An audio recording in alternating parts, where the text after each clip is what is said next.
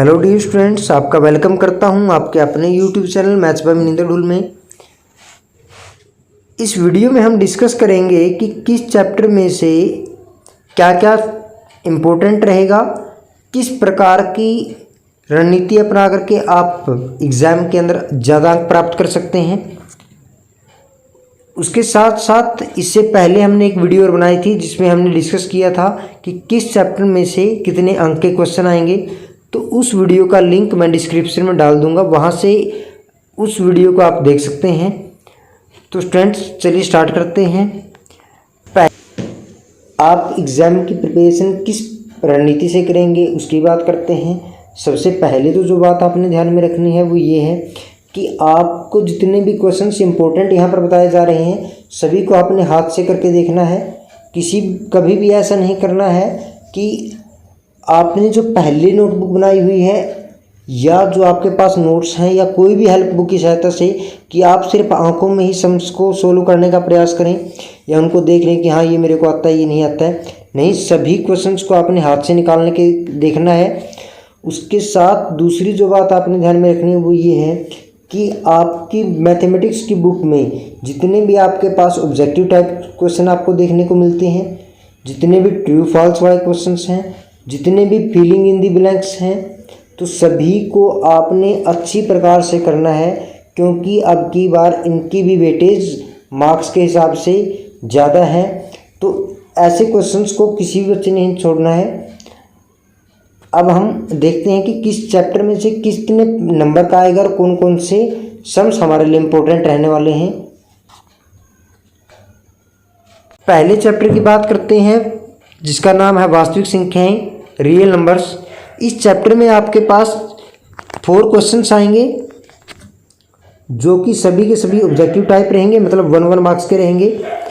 तो आपने इस चैप्टर को इसी प्रकार से प्रिपेयर करना है। तो चलते हैं, एक्सरसाइज 1.1 आपके पास डिलीटेड है, वो आपको करने की आवश्यकता नहीं है। एक्सरसाइज 1.2 में जो हम आपके पास क्वेश्चन नंबर 1, 2, 3, 4 और 5 सभी के सभी इम्पोर्टेंट हो जाते हैं। पहले 5 क्वेश्चंस, पहले क्वेश्चंस में से आपके पास जो क्वेश्चन बन सकता है वो इस प्रकार का बन सकता है कि अभाज्य गुणनखंड कौन सा नहीं है। कोई भी अंक आपको दे देगा, जैसे 156 दे दिया कि इसका कौन सा अभाज्य गुणनखंड नहीं होगा, ठीक है ना। इस प्रकार का भी हो सकता है कि आप इनके अभाज्य गुणनखंड के रूप में किस प्रकार से आप इसको व्यक्त कर सकते हैं, ठीक है ना। अगला है बहुत ही इंपॉर्टेंट, आपके पास फॉर्मूला है ये, दो संख्याओं का जो गुणनफल है आपके पास एलसीएम और एचसीएफ की गुणा के बराबर होता है। तो कोई भी आपसे पूछ सकता है, या तो एलसीएम भी पूछ सकता है दो संख्याओं का, एचसीएफ भी पूछ सकता है, या ये फॉर्मूला भी पूछ सकता है। तो ये भी इंपॉर्टेंट रहेगा आपके लिए। नेक्स्ट है आपके पास एचसीएफ और एलसीएम भी पूछता है, तो उसी प्रकार का, ठीक है ना। 1 मार्क्स के जितने भी क्वेश्चन इसमें बन सकते हैं वो कीजिएगा, ठीक है ना। उसके बाद आपके पास यदि समय बचता है तो आप थोड़ा और डिटेल में इस चैप्टर को कीजिए। उसके बाद चलते हैं आपके पास एक्सरसाइज 1.3 पे। इसमें जो सबसे मेन इंपॉर्टेंट जो आपके पास क्वेश्चन बनेगा वो यही बनेगा कि कौन कौन सी संख्याएं आपके पास परिमेय हैं, ठीक है ना, और कौन कौन से आपके पास संख्याएं अपरिमेय हैं। परिमेय और अपरिमेय मतलब रैशनल और इरेशनल नंबर के ऊपर ही आपके पास एक्सरसाइज 1.3 पूरी की पूरी डिपेंड रहेगी। चलिए नेक्स्ट की ओर बढ़ते हैं, बात करते हैं एक्सरसाइज 1.4। 1.4 एक्सरसाइज आपके पास 2 ही बातों के ऊपर डिपेंड करती है कि सबसे पहले तो आपके पास दशमलव प्रसार किस प्रकार का होगा, शांत होगा या फिर अशांत होगा, मतलब टर्मिनेटिंग होगा या फिर नॉन टर्मिनेटिंग होगा। इसी के ऊपर सबसे ज़्यादा ये एक्सरसाइज वर्क करेगी आपके पास, और इसी में से क्वेश्चन आने की उम्मीद भी रहेगी। इसके क्वेश्चन नंबर 1 को कंप्लीट रूप से कर लेना है, ठीक है ना। और क्वेश्चन नंबर जो आपके पास 3 है, दोनों आपके पास इंपॉर्टेंट हो जाते हैं, ठीक है। तो चैप्टर नंबर 2 पे चलते हैं, बहुपद। इसमें से आपके पास सिर्फ 2 क्वेश्चन आएंगे और दोनों के दोनों क्वेश्चंस ऑब्जेक्टिव टाइप या फिर 1 मार्क्स के होंगे, ठीक है ना। तो आप इस चैप्टर को भी उसी प्रकार से प्रिपेयर कीजिए कि इस चैप्टर में से हमें छोटे क्वेश्चंस हैं जो मतलब बारीकी से पूछे जा सकते हैं, वही हमें करें। तो सबसे पहला जो क्वेश्चन बनता है कि वो बहुपद कौन कौन से होंगे और कौन कौन से बहुपद नहीं होंगे। तो ये यहाँ से इम्पोर्टेंट क्वेश्चन बनता है। ये कौन कौन से जो यहाँ पर दिए गए ना आपके पास जितने भी एग्जाम्पल्स, इनमें से आपके पास एक क्वेश्चन आने की उम्मीद रहेगी कि कौन कौन से बहुपद मतलब पोलिनोमियल कौन कौन से होंगे, कौन कौन से नहीं होंगे।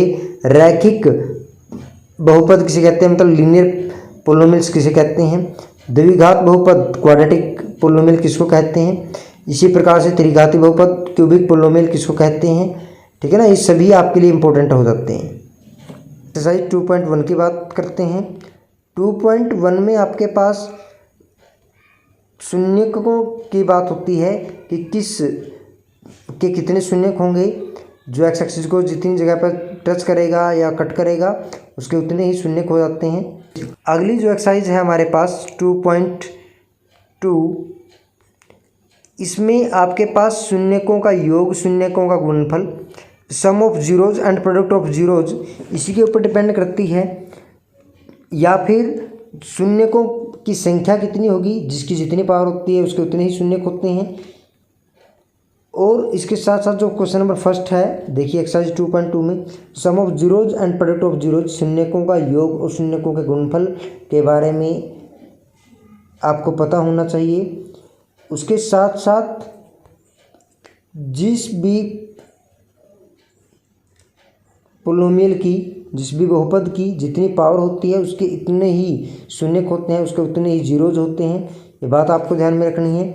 या फिर यदि शून्यकों का योग और गुणनफल हमें दिया गया है तो बहुपद कौन सा होगा, मतलब क्वेश्चन नंबर फर्स्ट और सेकंड दोनों को दोनों आपके लिए बहुत इंपॉर्टेंट है, ठीक है ना।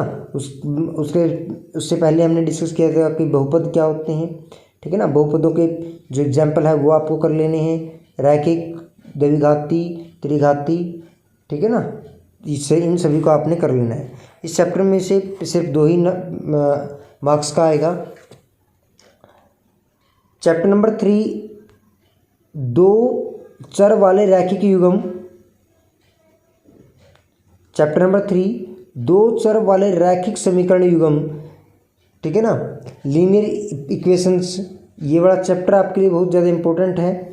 इस चैप्टर में से बच्चों आपके पास जो वर्क आएगा 3 आपके पास 1 मार्क्स के क्वेश्चन आएंगे, एक आपके पास आ जाएगा क्वेश्चन जो कि 3 मार्क्स का होगा, ठीक है ना, 3 मार्क्स का।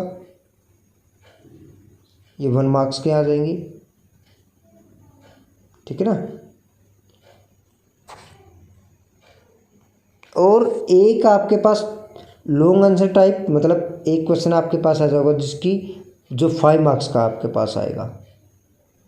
तो स्टूडेंट्स बहुत ज़्यादा इम्पोर्टेंट होने वाला है ये चैप्टर आपके लिए, इसलिए इस चैप्टर को मैं यही सुजेस्ट करूँगा कि कंप्लीट रूप से आप कीजिए। एक्सरसाइज 3.2 जो आपके पास है इसमें से हमारे पास 1 मार्क्स का क्वेश्चन आने की पूरी उम्मीद रहेगी।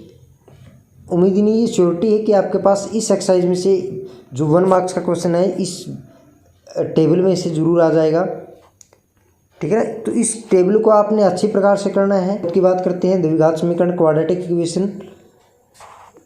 इस चैप्टर में से आपके पास जो क्वेश्चन आने वाले हैं 3 ऐसे क्वेश्चन आएंगे जो आपके पास 1 मार्क्स के होंगे, 3 क्वेश्चन ऐसे होंगे जो 1 मार्क्स के होंगे, और एक जो आपके पास क्वेश्चन आ जाएगा वो 2 मार्क्स का होगा, ठीक है ना। तो कुल मिलाकर के 5 नंबर का चैप्टर होने वाला है। इस चैप्टर में जो आपने करना है वो पहली जो एक्सरसाइज है आपके पास, क्या ये एक द्विघात समीकरण है, मतलब कि क्या ये क्वाड्रेटिक इक्वेशन है या नहीं है। तो इसमें से एक क्वेश्चन बनने की पूरी उम्मीद रहेगी। नेक्स्ट है कि द्विघात समीकरणों के रूप में व्यक्त करना, तो ये भी आपके लिए इम्पोर्टेंट रहेगा कि एक्सरसाइज 4.2 में से आपने क्वेश्चन नंबर फर्स्ट को अच्छी प्रकार से कर लेना है, क्योंकि इसमें से पूछ रहा है कि क्यों द्विघात समीकरणों के मूल ज्ञात कीजिए। Question number 3, 4th and 5th ये सभी आपने कर लेने हैं। एक्सरसाइज 4.3 आपके पास डिलीटेड है तो उसको आप छोड़ सकते हैं। एक्सरसाइज 4.4 पे चलते हैं जो कि आपके पास विविधकर के बारे में, डिस्क्रिमिनेंट के बारे में रहेगी। बहुत ज़्यादा इंपॉर्टेंट होने वाली है ये टेबल आपके पास। तो इसके तीनों के तीनों जो आपके पास पॉइंट है बहुत ज़्यादा इंपॉर्टेंट है, तो सभी को आपने याद कर लेना है अच्छे प्रकार से। साथ में इसके क्वेश्चंस भी सभी के सभी इंपॉर्टेंट रहेंगे, ठीक है ना। तो पूरी एक्सरसाइज में से कोई किसी भी क्वेश्चन को आपने नहीं छोड़ना है। तो कंप्लीट एक्सरसाइज आप कीजिए। एक्सरसाइज चैप्टर नंबर 5 में आपके पास 4 ऐसे क्वेश्चन आएंगे जो 1 मार्क्स के होंगे, 4 क्वेश्चन 1 मार्क्स वाले, और एक क्वेश्चन आपके पास 3 मार्क्स का होगा। एक्सरसाइज 5.1 आपके लिए इम्पोर्टेंट हो जाती है। 5.2 में आपके पास an का फॉर्मूला है जो कि आपने अच्छी प्रकार से लर्न किया होगा। an equal to a plus n-1 into d. तो ये जो आपके पास रहेगा इम्पोर्टेंट रहेगा। ज़्यादातर जो 3 मार्क्स का जो क्वेश्चन आएगा वो आसान क्वेश्चन आने की उम्मीद रहेगी उसकी, क्योंकि वह या तो वो सीधे फॉर्मूले से बेस्ड होगा an के, या फिर फॉर्मूला sn वाला जो आपके पास sum of numbers sn n/2 into 2a plus n-1 into d, ठीक है ना। इस प्रकार से जो है आपके पास